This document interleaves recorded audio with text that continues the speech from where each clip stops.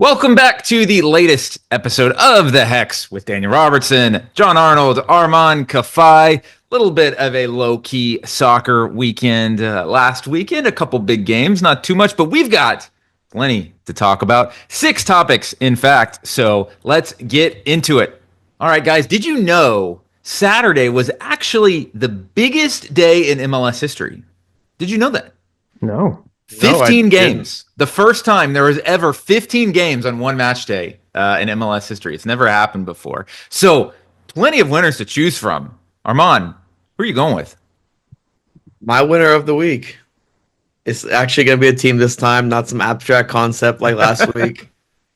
It's the Seattle Sounders, who have racked up 2 wins in a row after a really slow start to the season. Look, the advanced metrics back them. They say they've been playing pretty good. They just haven't gained the results, etc. I think the best example of that game, Daniel, you and I talked about it, is that San Jose game, where they had 2 or 3 pretty good opportunities through Danny Musovski, and they couldn't capitalize on them. This game looked like a game that they're in total control from start to finish. Jesus Ferreira got in the score sheet as well with an assist.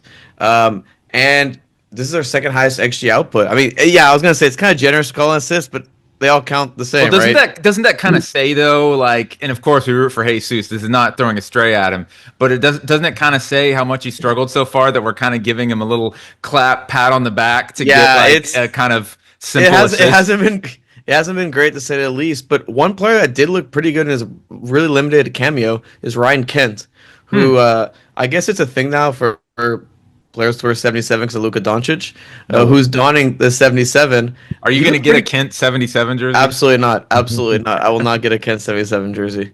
But he looked pretty good in his limited time. Obviously, it was 3-0. Things are a little bit different, etc. But if he can, provide be a good depth piece in the replacement of Paul Arriola, who's out for a season with a torn ACL, that's another piece that Seattle's adding to their already super deep team. And now they're focused on the competitions. There's no more schedule congestion with Triple C. I think we're poised to see kind of Seattle rise their way up, and Brian Schmetzer does a good job of getting these guys ready when the games matter the most. And yes, MLS, not all games are equal. We kind of see it throughout the later parts of the season. But for me, they kind of always have these slow starts, and they slowly get into form. But you kind of, I feel like you almost had some Danny Musovski slander, and he's actually been really good, I think. I think he's been, we didn't expect him necessarily to be such a key part of Seattle. We didn't think he'd be, starting a game like this against Nashville SC. And there he is, and he scores, and he kind of sets the tone for the game. I definitely agree with you that they're a winner of the weekend, getting a second consecutive win. All that sort of, is this a bad start? Did they collapse? Is behind them ahead of the Club World Cup. I think they'll be in a good rhythm when that arrives, because, you said, they're kind of done because they got bounced from the CONCACAF Champions Cup. They still got a pretty big tournament coming to their own backyard. My winner of the weekend is Charlotte FC.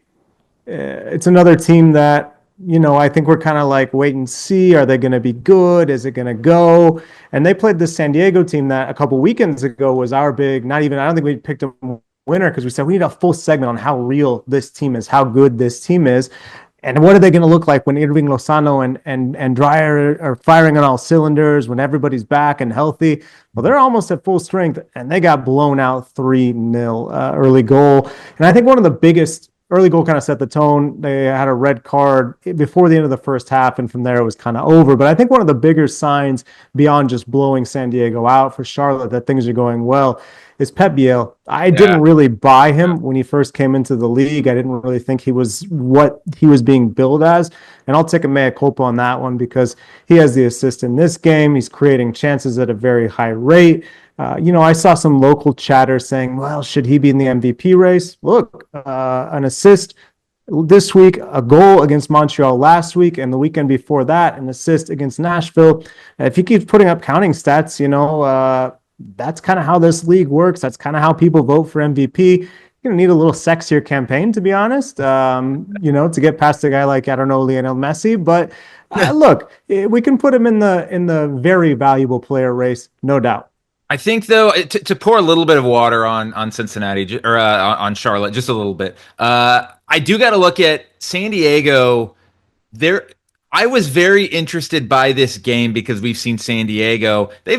When they're playing in Southern California, clearly they're a great team. They're comfortable. They're at home. And in MLS, all you got to do is be good in your home games to get a pretty good spot in the playoffs. So that's all that matters. I was wanting to see what do they do when they go all the way east. And every time they've played, I know I'm going off a little tangent, but every time they've played east of Salt Lake City, they've played in Denver, they've played in Austin, and they've played in Charlotte, and they've lost all 3 games. And that's fine. They can be a loser, but I think Charlotte gets a 3rd win in a row. They beat Nashville at home. They beat Montreal on the road. Now you look at their schedule. They've got New England next. Columbus, that's a tough one. Some Open Cup action, but there's some good teams in the East, but I think Charlotte's absolutely proving that they're one of them. Yeah. And John, to kind of echo on your point about Charlotte, the way they're doing it too is just hitting these teams in transition, and they don't know what to do. We saw it in that initial game against Atlanta, and we saw it again. Andres Reyes gets in this situation with Patrick Agyemang in transition moment, takes him down, and they take him down in box. They go down 10 men. Even their first goal, you could say, was kind of built on a really quick transition moment to find from Pep Biel to find Leo Labada for the goal. So the way they're doing it, they're saying, okay, hey, we're going to force you into decision defense. What are you going to do? And a lot of the times the defense is making the wrong decision, and they're capitalizing on it through Agyemang, through Biel, through Abada, who I think Abada's been pretty under the radar as well with how good he's been playing. Daniel, you told us your loser of the weekend, man. Who's your winner? Yeah, no, I'm staying in the East, but I'm going to the team that's tied with them at the top, and that's going to be FC Cincinnati. They've won 4 games in a row, and I think that FC Cincinnati, we all came into it. I'm pretty sure in our season preview, we all picked FC Cincinnati to win the Supporters Shield, or at least be right there. I know me and Armand did. John, you may have picked Miami, but certainly you would have thought Cincinnati would be right there. But here's what I love about picked LAFC. We'll talk about them in a minute. But no, so Cincinnati's won 4 games in a row. And by the way, Chicago played the game this week that they should have played last week against Miami, where they opened it up, saw a bunch of chances. Anyways, they won 3-2 against Chicago. But here's what I love, guys, and here's the most important part, is Evander was back this weekend, and he scored 2 goals. Now, one of them was a little bit lucky, but he looked great. He was running the offense. And for Cincinnati to hit the ceiling that they need to hit, which is MLS Cup at the end of the day, and being the best team in MLS, which is their ceiling, he needs to be at his best. You don't pay the money that they paid for him to not come in there and run the show, and he did. And one other huge note is that Matt Miazga came back and played for the first time, and this is their team captain. And again, Cincinnati, to reach their heights as a Supporter Shield winner, as an MLS Cup champion, I think they've got a heavy opportunity to do both. They need Miazga back, and they need Evander to be playing well, and that is exactly what they saw this weekend. They've won 4 games in a row, 3 out of those 4 on the road, by the way, and now they get to go home. They've got Sporting coming up, they've got Austin coming up, they've got a lot of winnable games. I think they might run away with the East, and we're going to look back at this run over the last month, points-wise, not necessarily playoffs, but points-wise, I think they might run away with the East, and we're going to look back at this week as what did it. And Daniel, when you talk about their defense, that's kind of like their weak spot right now and they're slowly getting healthy. They're slowly getting their pieces back together. Wobodo was out, I think, for that Chicago game as well, too. Yep. And they're not even fully healthy yet, and they're still kind of, again, getting these results. And when you can replace a player like Lucho Acosta with Evander, I mean, I told you guys I thought it was an upgrade in that position. And I mean, I think Evander is an absolutely excellent player. And then you add a guy like Kevin Denke up top. It's looking a lot like what Atlanta United kind of wishes their front line would look like. Sorry, Atlanta, I didn't mean to give you a stray. No, they deserve strays. but if you spend $50 million, you get a little bit of some strays. So, our winner of the weekend, though, guys, we didn't even mention the only undefeated team left in MLS that got a big win at an NFL stadium this weekend. So I said Charlotte. Yeah, that's true. Big win, NFL Stadium. Check. Let him cook, baby. Let him cook. I also could apply for New England Revolution if you wanted to, Daniel. Oh, okay. Yeah, that's true. They did win a game in a big NFL stadium.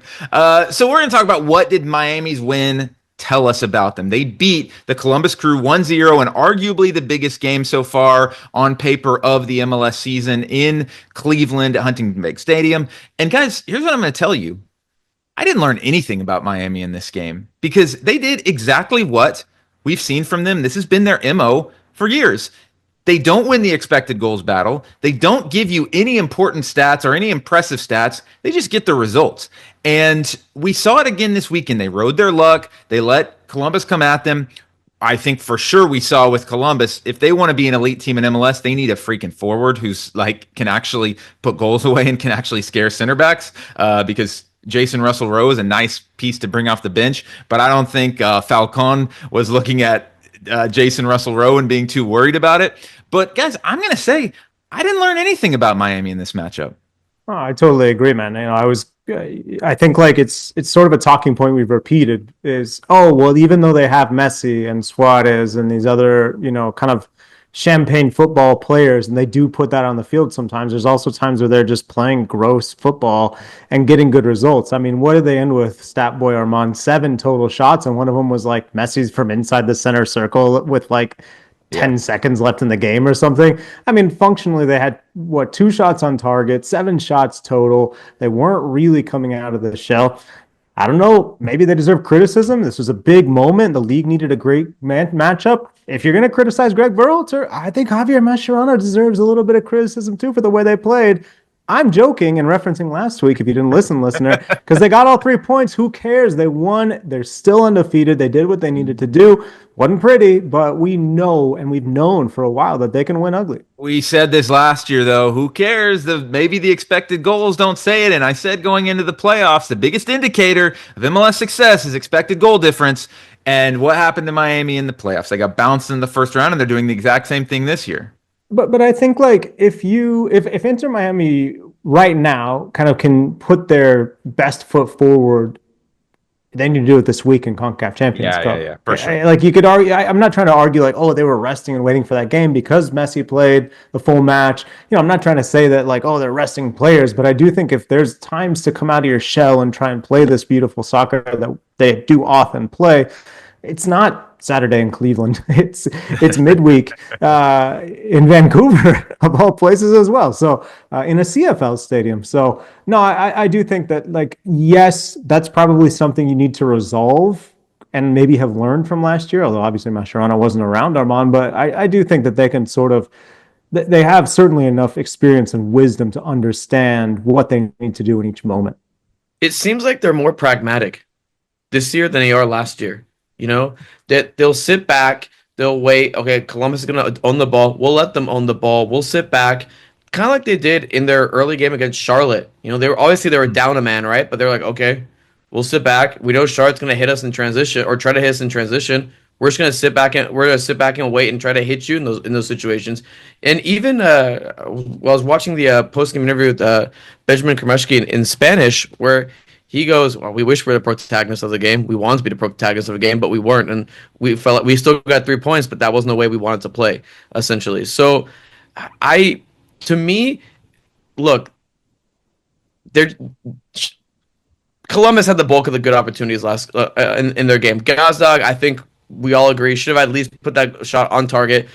And they create an absolute metric ton of chances. I don't think the way that Miami is playing right now is, I don't care about the metrics. I'm just talking about in the game, sustainable, like by any means. Because Messi didn't really do much in the match. They're relying on I'm blanking on his name here, the winger from Celta Vigo, Allende, to spread the field, and you have Luis Suarez, who's older, and you're starting to see. I mean, yes, he's scoring and getting in the moments, but you're starting to see like if they're gonna play this kind of pragmatic against the ball kind of play, that's gonna require a lot of Suarez to be in those situations. But don't be dealing with this wave. I'm not saying they didn't watch film. I'm not saying they didn't respect every single opponent when they came into the league for Leagues Cup or whatever, but it's a very different thing, I think, when you say, oh, you know what, last year I remember this guy, I remember this number 10, Rossi, yeah, he does this, he likes to cut this way. I mean, that's how great players' minds think, and I think that they've really got that sort of under their fingers now, in their brains now. These are players that make those small adaptations and understand what the game is going to look like. I do think Mascherano being new maybe is an argument against that. But I think overall that Miami team is increasingly understanding when to hit the gas, when to hit the brakes, and that's important for a team that's as old they are. Look, we talk about Messi and Suarez. I want to give a shout out to Oscar Estari. I thought that guy was career was over. All of a sudden, he's turning 39 in like a month or two. And he put in one of the best performances of the game. He's been consistently good in CONCACAF Champions Cup. Suddenly, he's like a leader on the team. It's an impressive thing for all these kind of older veteran players, and they're going to need some time where they're not going at full throttle, or else they're simply not going to be able to compete on as many fronts as we expect this team to compete on. Well, and I do want to give any Inter Miami fans out there, something that you can really hang your hat on, mentioning they aren't near the top of MLS in expected goals against. They're not creating goals, but Armand, like you said, they're being pragmatic. Last year, when you look at the standings, the top 6 teams of the top 7 teams in the West, 6 of them were the 6 fewest expected goals allowed. And then Miami was way down here at the bottom with tons of expected goals allowed. This season, they have the second fewest in the Eastern Conference so far. So you can show they don't need Messi to play at this God mode level to grind out results. In the end, that could really help them in November. And Daniel, that's with this Columbus game. It's going to inflate that value even further. So they're even better before. It'll be interesting to see how they do this, because you're starting to see this game after game where they're setting up in a way that counters the opponents instead of kind of trying to establish their own play. Guys, since 2018, we have had 2 different presidents and we have had 2 different LAFC coaches, and one of them is wrapping up. He gave some weird news. Oh, good. Weirdly timed news this week, as Steve Cherundolo announced late last week. Oh, never mind. My delivery, my delivery on that was pretty rough, guys. But Steve Cherundolo, I thought it was somebody else leaving. He announced late last week that only the second coach LAFC has ever known besides Bob Bradley is going to be stepping aside to go to back to Germany with his family. I don't think it's surprising, John, that Cherundolo will be finishing up his LAFC time after this season, but I do think that timing is weird as hell in the middle of April. Yeah, I think it was strange to see the news when we saw it. I think it would make sense for these discussions to be happening internally. Hey, I want to go back for my family. I'm going to stick it out this season. I think we can do great things. Maybe I don't even think you tell the locker room typically, but okay, the front office is having these discussions. They can start preparing. Hey, what do we want our next coach to look like? Let's send out some feelers in August, September, on down the line. It's surprising to me to see this, because it does, to kind of borrow your weird and forced political metaphor, it gives you like this lame duck situation, right? Where you think, well, whatever this guy does, we know he's out of here. So anything that he puts into place, if you don't like it, well, why would you stick with it? And at any time you say, well, maybe we should just replace him with this guy as the real head. That's not how political systems usually work. But, I think there's definitely a risk to that. If this was Cherundolo driven, which I don't think we know whether or not it was, that maybe he's not going to be able to see out his career like he hopes at LAFC. At the same time, look, maybe he has something lined up in Germany where he wants to go back to work. I just don't think we know enough. But the fact that it came out in the way it did, that the club announced it, it definitely had the feeling of something else going on here. Maybe in a few weeks we'll figure out what it was, but I agree that it just felt odd, because if I were Cherundolo, if I were LAFC, I would have preferred to give this news in September, October. Armand, do you remember anything like this? I can't think of anything like this with a coach. Maybe like, okay, a Sir Alex Ferguson situation, but he's been the coach for what, 3 seasons? Yeah, it's 4. It's a bit odd. Yeah, to say the least. Whatever it is, I hope everything's okay, like on a personal level with him. Yeah, sure. I hope it's nothing to do with anything that's going on personally. But if we look at on the field with what's going on with LAFC, they haven't been at their best this year. And you've kind of seen it. Their style of play has shifted quite a bit from a bit of the LAFC. We actually saw a glimpse of it last against Portland when they drew 3-3. But overall, all their metrics are down relative to where they were. And again, can we attribute that to match congestion with CONCACAF Champions Cup, etc. Sure, but usually we're used to them, being really high, kind of regardless of the competitions that are going on. You guys are right. It does create a very strange lame duck situation, John. It because now you have to search for his, who's going to follow him. Okay, when a lot of coaches are more available in that summer window, so what's going to happen now? Like, okay, you identified someone. Is he just going to kind of sit in the sidelines, be an assistant coach or something, and then slowly transition in? You're obviously going to try to find someone that matches the club philosophy, the club identity, so you don't have to mix and match so many players, but.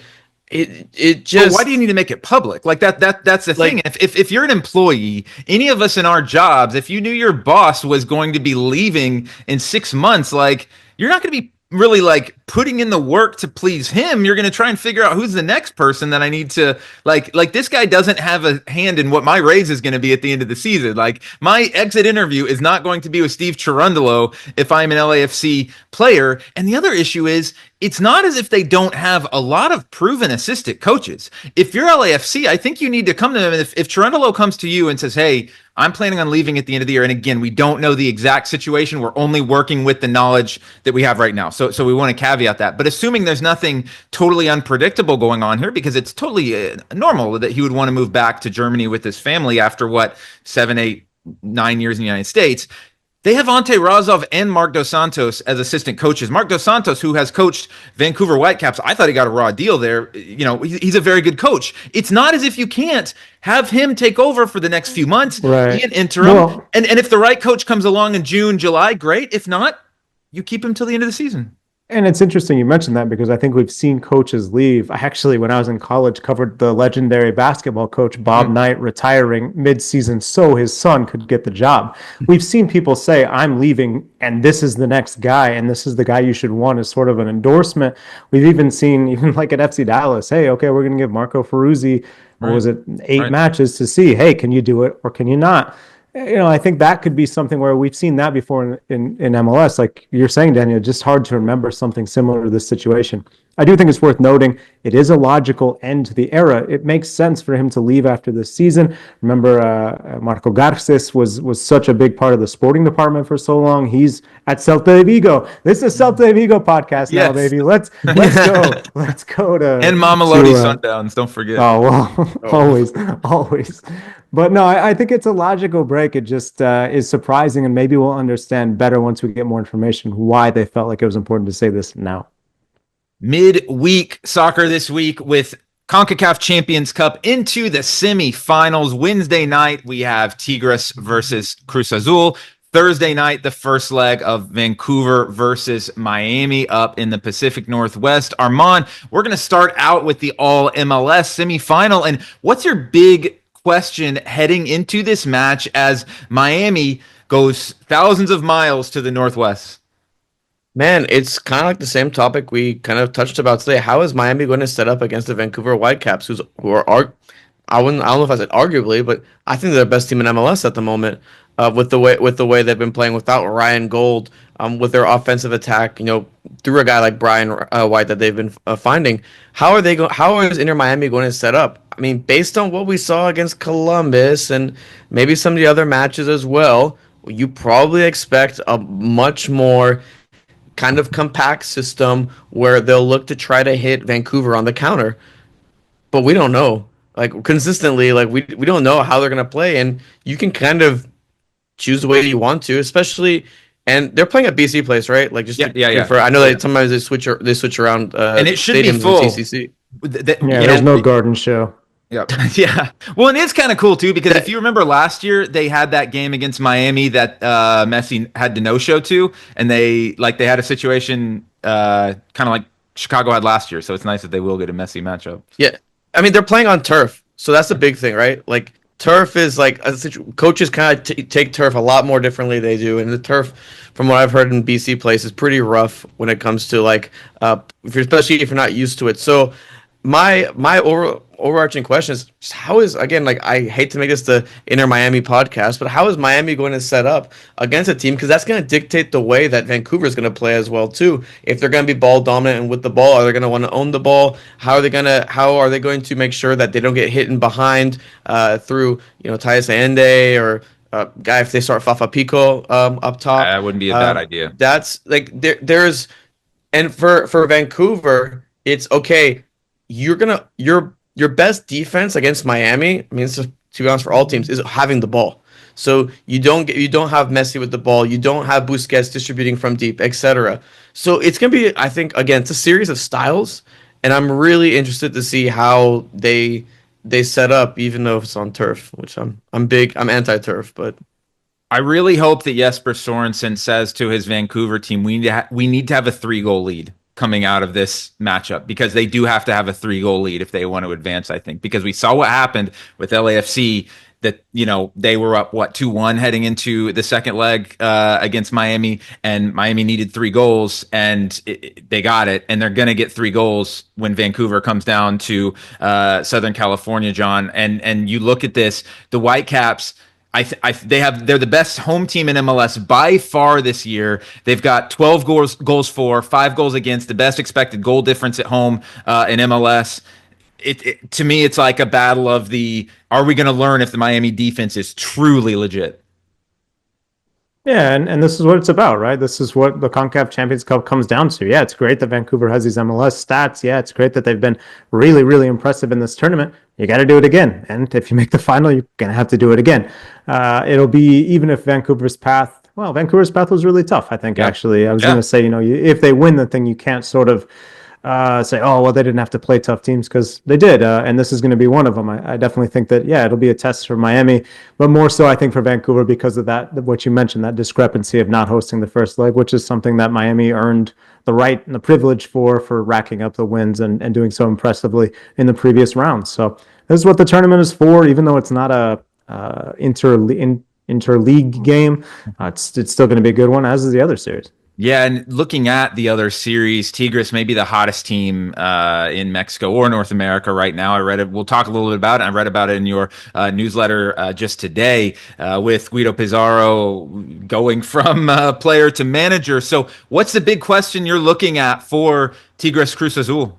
Well, my big question is if Tigres is able to generate attack in the same way against a Cruz Azul defense that has been pretty staunch. Now, you look this weekend, you say, well, they conceded 2 goals. Are they really that staunch? It's conceded 2 goals against a Toluca team that scored more than 40 goals over a 17-match regular season.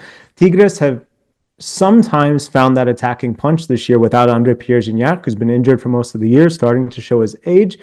But there have been games where they just haven't. There hasn't been anything up front, despite the fact that you can kind of rattle off these great attacking players and their names. Nico Ibanez was brought in to be the backup forward for Andre Pierre-Gignac. They wanted to bring someone else in. There were some rumors that it was going to be Joveljic, right? Oh, yeah. Yep. And so they've definitely been on the market, but Ibanez is who they've got. But Brunet has been such a creative playmaker that it hasn't really mattered. This weekend he sets up Gorrarian twice.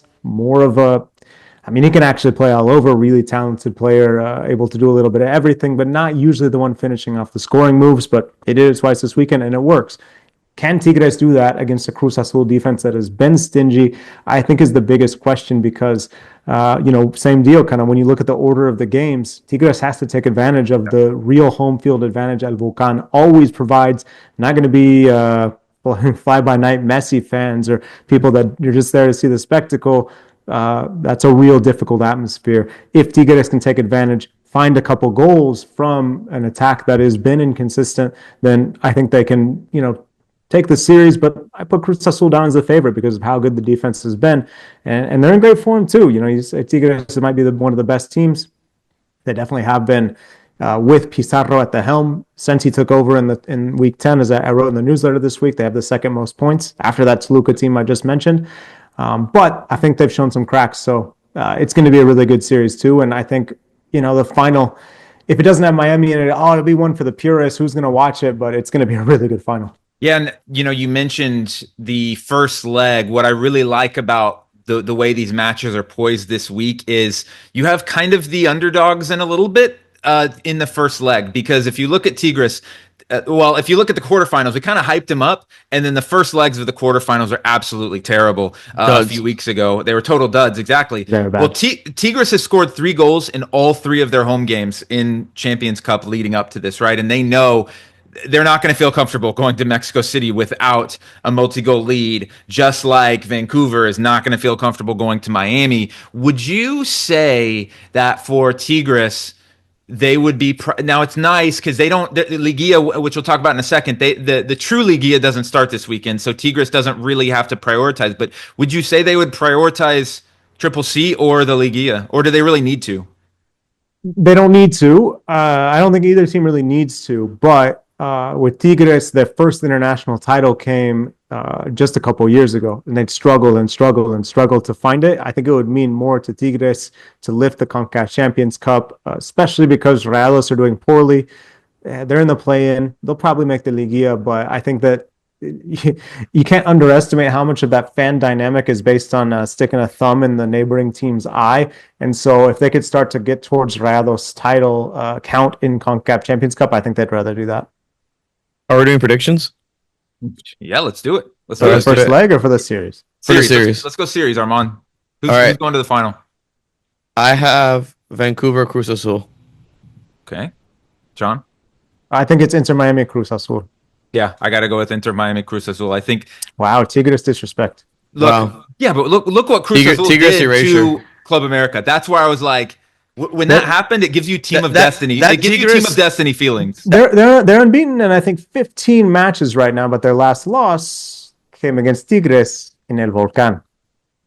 Segment number 5 as we take our trip around the hexagonal, heading to Mexico for the Liguilla. And John, we know you are locked in to Liga MX the entire season, but Armand and I are day trippers a little bit through the first through the Well, we league did take a day stage. trip in Mexico. We've taken day trips in Mexico, and we're day trippers through Liga MX. If there's a big game on, we'll tune in. But Liguilla is where we really lock in, and that is where we're headed this weekend. But last weekend was the last round of matches. You wrote about it in your newsletter, which everyone should subscribe to if they haven't already to get caught up. Now is the time for sure, as we head into Club World Cup and Gold Cup and everything along those lines. But first, we got to get the Liguilla. And what should we know about this last weekend of league matches?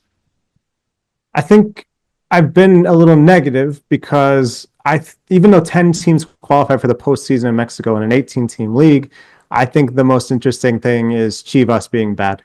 They missed out on Liguilla. They fired their coach again. And it's just this constant cycle in Guadalajara where ever since Matias Almeida left, they've just been in this loop of doing the same thing over and over again and expecting different results, like the old saying goes, right? It is insanity what they're doing, and until ownership sort of breaks out of that cycle and creates a real plan, and even has patience, I don't know that Espinosa was the guy. He had one league win. It was against Puebla. So, but yeah, I don't know that you can just keep firing a coach every 6 matches and say that it's going to work out one day, right? So I think that's the biggest story is just how, when I was watching Chivas on Saturday night, it was pretty clear from about minute 60 on, they just needed 1 goal and that they weren't going to get it. And then Pumas, who was their rival for the 10th and final place in the postseason, lost to Tigres. So Chivas knew they needed 1 goal from minute 80 on. Chicharito, who they signed during the offseason, doesn't get called in.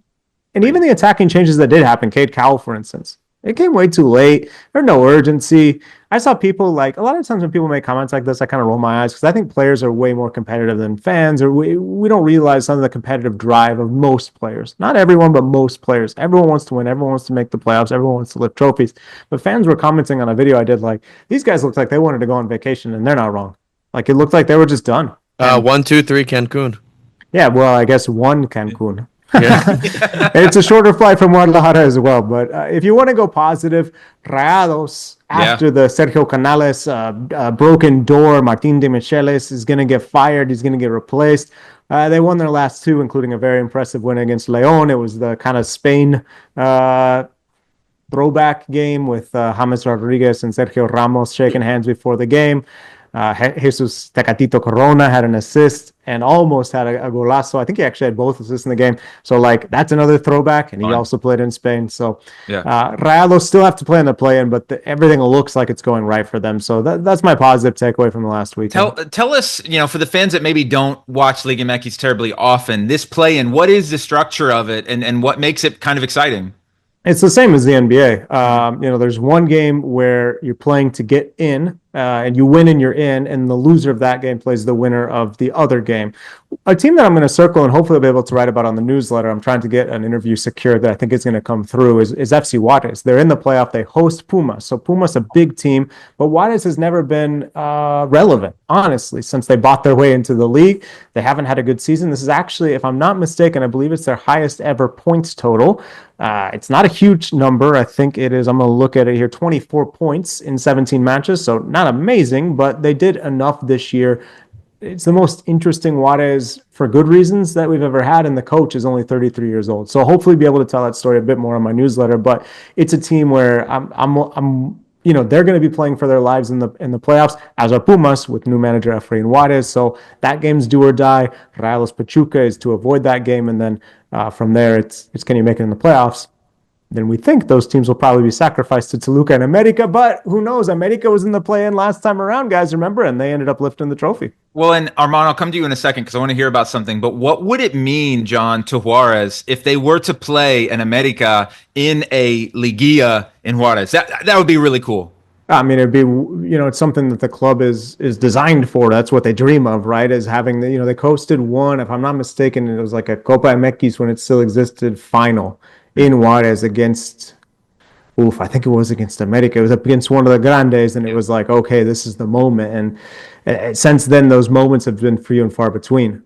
So the fact that, like, if they make it in the playoffs, they get another one of these big, a big team coming to the border and trying to pin a loss on them and trying to get by would be huge. But you got to win your way in. They have a really, really good defense for how, for where they are, for the personnel they have. They've been fun to watch with a sort of defensive style. So, it would be huge. And they just give you so many marketing opportunities that they just haven't had, right? And Armand, like I said at the start, you're a little bit of a Liga MX day tripper, but you got to look at Toluca, who is probably the best team in Mexico right now, certainly the most exciting team in Mexico right now. What did you kind of see out of them? The thing is, when it comes to Liguilla, you get consistently fun action up and down the field. Paulinho has been absolutely a great forward. I think Atlanta United was linked with them at one point. The forward for Toluca. They are such a fun team to watch. And that game against Cruz Azul, I think it had 4 goals in the first half, where it was just like banger, back and forth. Like it had the intensity of a Liguilla match. Liguilla is some of the most entertaining soccer I think you can watch, period, across the world. When you go with their back and forth with both teams and the way it's set up with your seeding matters. And I've mentioned this so many amount of times. Your seeding matters. Therefore, if you have a higher seed, you're automatically at an advantage, which helps you. You start out with half a goal, basically. Yeah. You basically start with half a goal, and then from there, the teams just are relentless going at it back and forth. Like they'll leave their back exposed, and they'll go and try to attack and score. And each game, the crowds, the intensity. It's.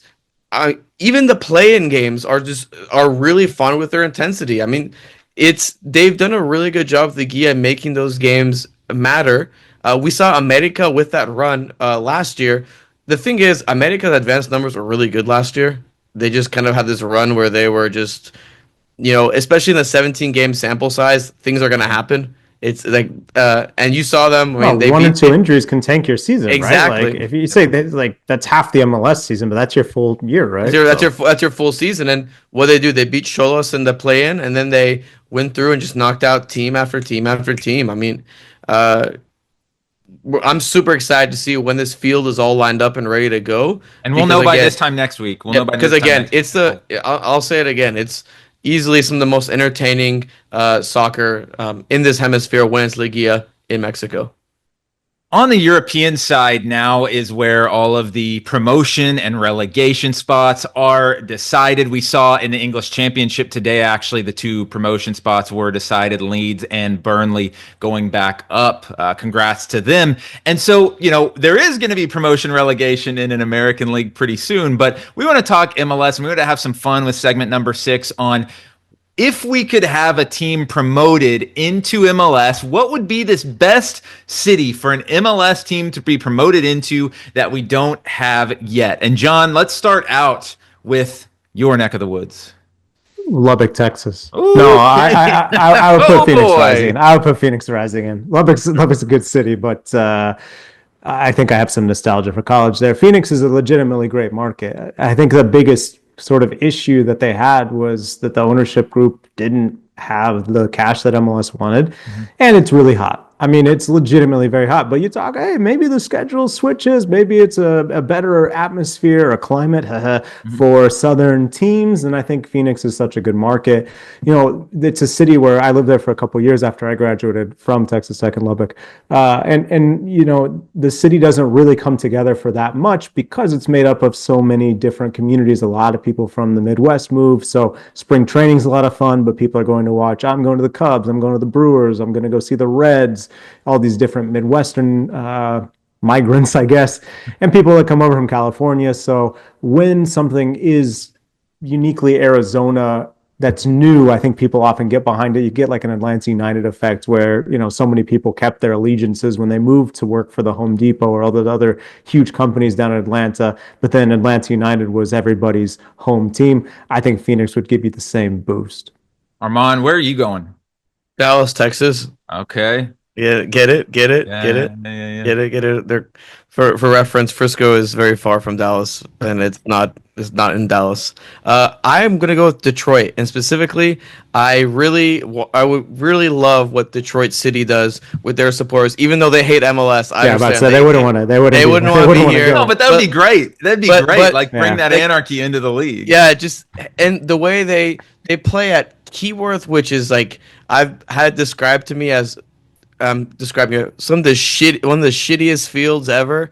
That and these fans are screaming at you on brand, calling you a bunch of names, etc. But that's an atmosphere that it really gives kind of lower level English soccer vibes. And I know if Detroit gets a team, it probably won't be Detroit City and won't have that charm that Detroit City has. But it'd be another team in the Midwest that I think. It's a city that has character, especially when you watch what they've done, in basketball. The Pistons are really good. Detroit basketball, that is and we're going to see that hopefully next week with their resurgence of the Pistons. But the city really gets around a team. And I mean, I wish they could probably have the Detroit City supporters. They 99% won't because again, they hate MLS and we'll continue to see it. Well, we will continue to see it in the USL. But I mean, I'd like to see Detroit in there. I think it's interesting, guys, and I definitely don't hate either of your choices. I wanted to go to a city with a really unique culture and a city that's way off the map of pro sports, because I think MLS could target a city that doesn't have a Big Five professional sports team. And so I went with Albuquerque and I went with New Mexico United, because if you look, New Mexico is one of my favorite places. I think that if you've never spent much time there, don't go. Leave it for the rest of us. I like to keep New Mexico to its own very unique gatekeeper. Culture. Yeah, I'm gatekeeping New Mexico from everyone. No, if you've never been there, it has a very unique, distinct culture, distinct food. Everything about New Mexico is so cool. And Albuquerque, I was looking, and their metro population is almost 1 million. There are more than enough people in Albuquerque to fill a 20,000 seat stadium. When you talk about Salt Lake City, I saw was 1.3 million, and Albuquerque was 950,000. You could fill an MLS stadium in Albuquerque, no problem. And how fun would that be? The owners of New Mexico United are the ones that own Meow Wolf. They've got a really, really neat thing going on there. I think his name is Peter Trevisani or something like that. Yep, that owns the team. And I really wanted to go off the grid because I think, okay, Phoenix Rising, yeah, they've got a great team there. They've got a great fan base. You could see that jump. Detroit City, for sure as well, even though, like you said, they might hate MLS. But I think one thing MLS did really well earlier on was moving into cities that didn't have, maybe they had one team, but like Portland and Salt Lake City. Now they've added more, but I think MLS Austin recently. Austin's another great shout, right? So you build it right in Albuquerque. I think a New Mexico team to have the state's first major league professional team, I think that would be awesome. So that will wrap us up for the week. When we come back next week, we will have second legs of the CONCACAF Champions Cup. We'll have Liguilla to preview, and we will be one step closer to Gold Cup and Club World Cup. So we got a lot on the horizon. Thank you for listening, and we will catch you next week.